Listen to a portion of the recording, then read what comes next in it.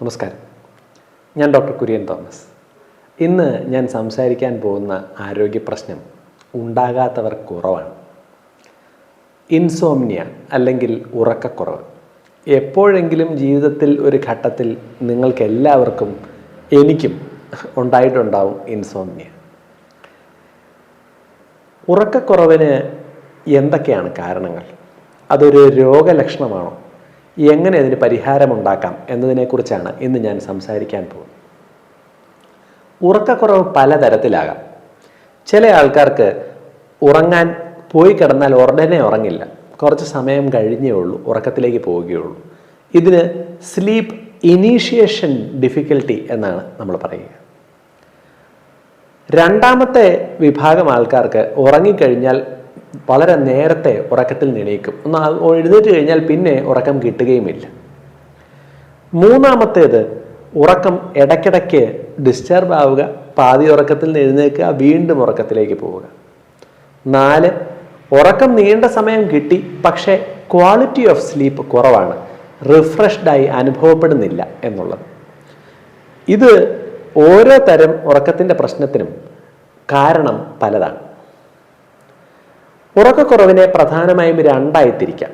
ഇത് short term ആയിട്ടുള്ള അല്ലെങ്കിൽ താൽക്കാലികമായിട്ടുള്ള ഒരു ഉറക്കക്കുറവാകാം, അല്ലെങ്കിൽ ലോങ് ടേം 3 മാസത്തിലൊക്കെ കൂടുതൽ ആഴ്ചയിൽ ഒരു 3 തവണയെങ്കിലും ഉറക്കമില്ലാതിരിക്കുക എന്നുള്ള സാഹചര്യത്തിലാണ് നമ്മൾ ലോങ് ടേം അല്ലെങ്കിൽ ക്രോണിക് ഇൻസോംനിയ എന്ന് പറയാറുള്ളത്.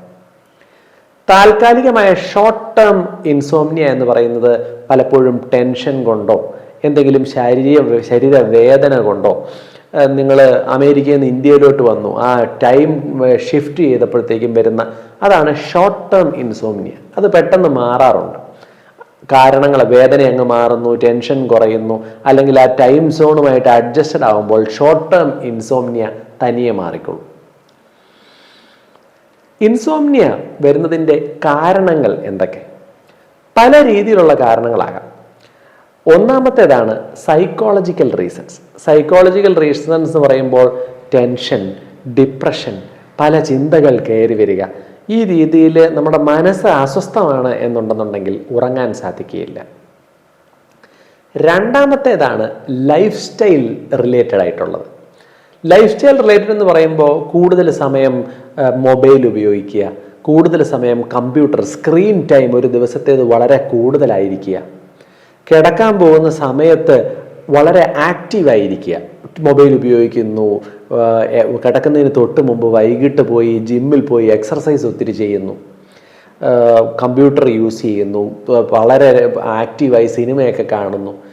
നമ്മളുടെ നോർമൽ റുട്ടീൻ എന്ന് പറഞ്ഞാൽ നമ്മൾ രാവിലെ ആയിരിക്കും കൂടുതൽ ആക്റ്റീവ്. ഡേ ടൈം നമ്മൾ വർക്ക് ചെയ്യുന്നു, വൈകിട്ടാവുമ്പോൾ ഒരു സന്ധ്യാ പ്രാർത്ഥനയൊക്കെ ചൊല്ലി കുടുംബത്തിലെല്ലാ ആൾക്കാരുടെ കൂടെ ഇരിക്കുക, പിന്നെ ശാന്തമായ രീതിയിൽ ഉറക്കത്തിലേക്ക് പോകുന്നു. നമ്മൾ വളരെ ആക്റ്റീവായ രീതിയിൽ ഉറക്കത്തിന് തൊട്ട് മുമ്പുള്ള സമയം ശാരീരികമായിക്കോട്ടെ മാനസികമായിക്കോട്ടെ ആക്റ്റീവായി കഴിഞ്ഞാൽ അവിടെ ഉറക്കം ഡിസ്റ്റർബ്ഡ് ആവും. ഇങ്ങനെയുള്ള ലൈഫ് സ്റ്റൈൽ മീഡിയേറ്റഡ് ആയിട്ടുള്ള കാര്യങ്ങൾ ഉറക്കത്തിന് ഡിസ്റ്റർബ് ചെയ്യാം. പിന്നെ ഓഫ് കോഴ്സ് മെഡിക്കൽ റീസൺസ് ഉണ്ട്. ചില ആൾക്കാർക്ക് ശ്വാസം മുട്ടലുണ്ടാവാം, ശരീരവേദന, പെടലി വേദന, നടുവേദന, അല്ലെങ്കിൽ ശരീരത്തിൽ മറ്റ് അസുഖങ്ങൾ ഉണ്ടാവുക, പ്രോസ്റ്റേറ്റിൻ്റെയൊക്കെ പ്രശ്നങ്ങൾ പുരുഷന്മാർക്കുള്ളപ്പോൾ ഉറക്കത്തിൽ നിന്ന് ഇടയ്ക്കിടയ്ക്ക് മൂത്രം ഒഴിക്കാനായിട്ട് എണീക്കും. അപ്പോൾ ഉറക്കം ഡിസ്റ്റർബ്ഡ് ആവും. വന്ന് കിടന്നു കഴിഞ്ഞാൽ പിന്നെ ഉടനെ ഉറങ്ങാൻ തോന്നണമെന്നില്ല. പിന്നെ ഒത്തിരി തടി കൂടുതലുള്ള ആൾക്കാർക്ക് ഒബ്സ്ട്രക്റ്റീവ് സ്ലീപ്പ് ആപ്നിയ ഉണ്ടാവും. ശ്വാസം തടസ്സം, ഉറക്കത്തിൽ കൂർക്കം വലിക്കുകയും ഇടയ്ക്ക് പെട്ടെന്ന് ശ്വാസതടസ്സം ഉണ്ടാവുകയും ഉറക്കത്തിൽ നിന്ന് ഞെട്ടി ഉണരുകയും ചെയ്യും. ഒബ്സ്ട്രക്റ്റീവ് സ്ലീപ്പ് ആപ്നിയ ഇതുപോലെ ഉറക്കം തടസ്സപ്പെടുത്തുന്നതിനൊരു പ്രധാന കാരണമാണ്.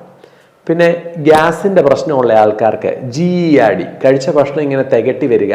അപ്പോൾ കിടക്കാൻ പോകുന്നതിന് തൊട്ട് മുമ്പെയാണ് നിങ്ങൾ കഴിക്കുന്നത് എന്നുണ്ടെന്നുണ്ടെങ്കിൽ പിന്നെ പറയുകയും വേണ്ട. ഈ തികട്ടി വരുന്ന ഭക്ഷണം കാരണം വായിലേക്ക് വരുമ്പോൾ ഛർദ്ദിക്കാനുള്ള തോന്നലും ശ്വാസം തടസ്സപ്പെടുന്നു, ഉറക്കത്തിൽ നിന്ന് ഞെട്ടി എണീക്കും. നമ്മുടെ അടുത്ത ഘടകമാണ് എൻവയോൺമെൻറ്റൽ റീസൺസ്.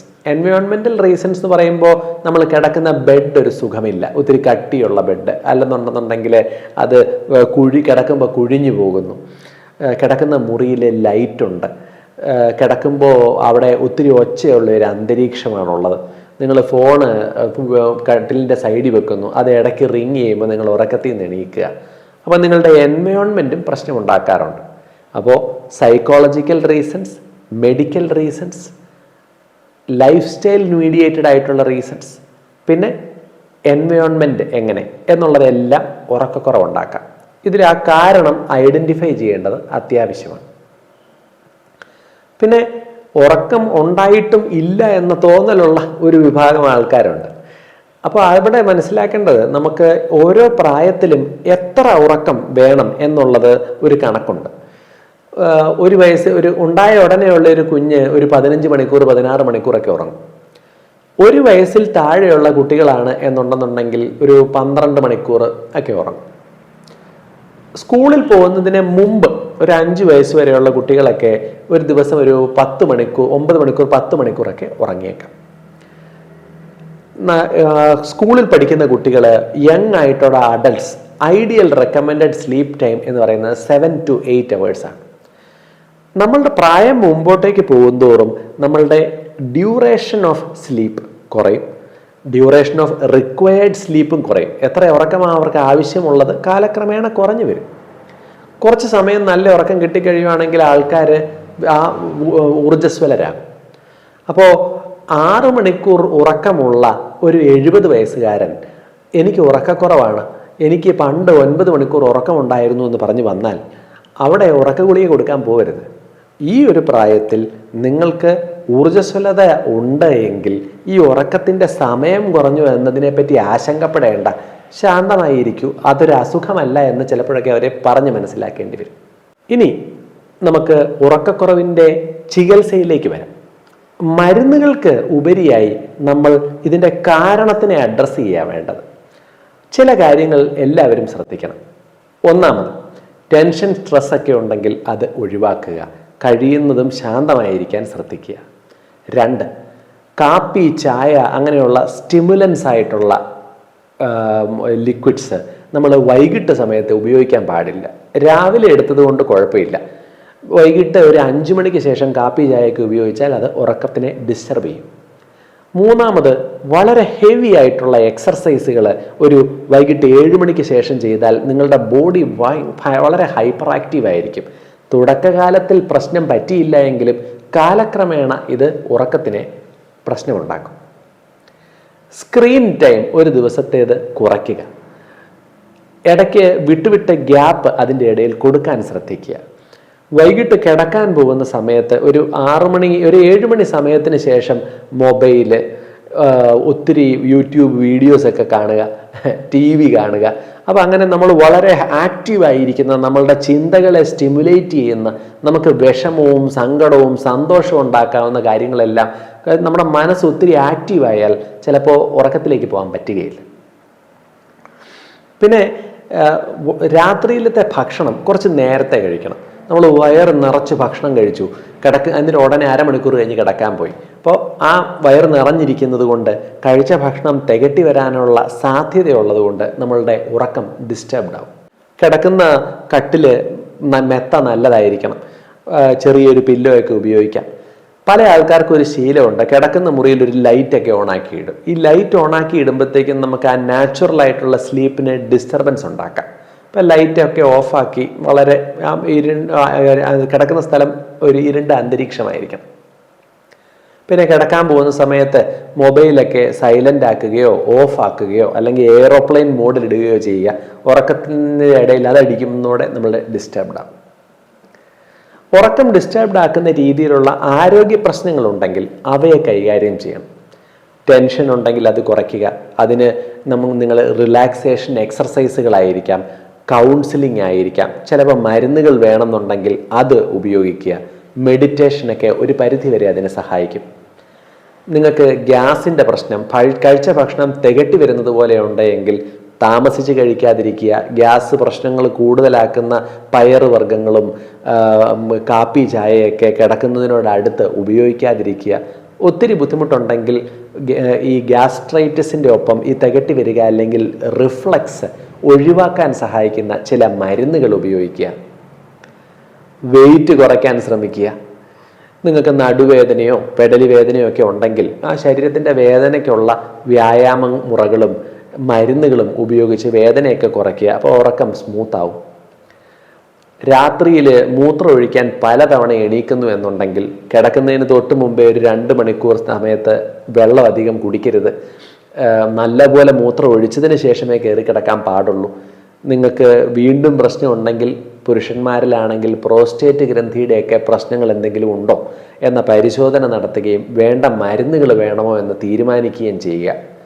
സ്ത്രീകളിൽ പ്രായം ചെന്നവർക്ക് പെൽവിക് ഫ്ലോർ എക്സർസൈസസ് ഒക്കെ ചെയ്താൽ മൂത്രത്തിൻ്റെ കൺട്രോൾ ഇല്ലായ്മയും രാത്രിയിൽ ഒത്തിരി തവണ എണീക്കേണ്ടി വരുന്നത് ഒഴിവാക്കുകയും ചെയ്യാം. വെയിറ്റ് കുറച്ച് ഒബ്സ്ട്രക്റ്റീവ് സ്ലീപ്പ് ആപ്നിയ പോലെ ഉറക്കത്തിൽ കൂർക്കം വലിക്കുകയും ഉറക്കത്തിൽ ഇടയ്ക്ക് ഞെട്ടി എഴുന്നേക്കുന്ന പ്രവണതകൾ ഒഴിവാക്കുക. പെട്ടെന്ന് വെയിറ്റ് കുറയ്ക്കാൻ പറ്റുന്നില്ല എങ്കിൽ കൂർക്കം വലിക്കുന്ന ആൾക്കാർ ഒരു വശത്തേക്ക് ചെരിഞ്ഞ് കിടക്കുകയാണ് എന്നുണ്ടെങ്കിൽ ശ്വാസതടസ്സം വരുന്നത് ഒഴിവാക്കാനായിട്ട് സാധിക്കും. ഉറങ്ങാൻ കിടന്നതിന് ശേഷം നിങ്ങൾക്ക് പല ചിന്തകൾ വരുന്നു, ടെൻഷനൊക്കെ വരുന്നു എന്നുണ്ടെങ്കിൽ ചിലപ്പോൾ ഒരു ചെറിയ പാട്ടൊക്കെ കേൾക്കുകയോ ഇഷ്ടമുള്ള ഒരു പുസ്തകം വായിക്കുകയോ അങ്ങനെ മനസ്സ് ശാന്തമാവാൻ സഹായിക്കുന്ന പ്രവൃത്തി എന്താണോ അത് ചെയ്യുന്നത് നന്നായിരിക്കും.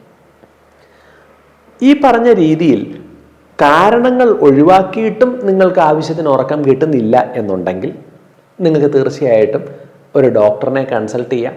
ന്യൂറോളജിസ്റ്റ് ആകാം, നല്ലൊരു ഫിസിഷ്യൻ ആകാം. ഉറക്കത്തിനായി ചില മരുന്നുകൾ ഉപയോഗിക്കുന്നതിൽ തെറ്റില്ല. ഉറക്കത്തിനായി നമ്മൾ ഉപയോഗിക്കുന്ന ഏറ്റവും സാധാരണമായ ചില മരുന്നുകളാണ് ഒന്ന് മെലറ്റോണിൻ. നമ്മളുടെ ശരീരത്തിലൊരു 24 അവർ സിർക്കേഡിയൻ റിതമുണ്ട്. രാവിലെ നമ്മൾ എഴുന്നേറ്റിരിക്കും, വൈകിട്ടാവുമ്പോൾ നമുക്ക് കിടക്കാനായിട്ടുള്ള സിഗ്നൽ ശരീരം കൊടുക്കും. മെലറ്റോണിൻ, അഡിനോസിൻ എന്നൊക്കെ പറയുന്ന ചില ഹോർമോണുകൾ, കെമിക്കൽസാണ് ഇതിന് കാരണം. ഉറങ്ങാൻ പോകുന്നതിന് 2 മണിക്കൂർ മുമ്പൊക്കെ മെലറ്റോണിൻ ടാബ്ലറ്റ്സ് കഴിക്കുന്നത് വലിയ സൈഡ് എഫക്റ്റ് ഒന്നും ഇല്ലാതെ ഉറങ്ങാനായിട്ട് സഹായിക്കും.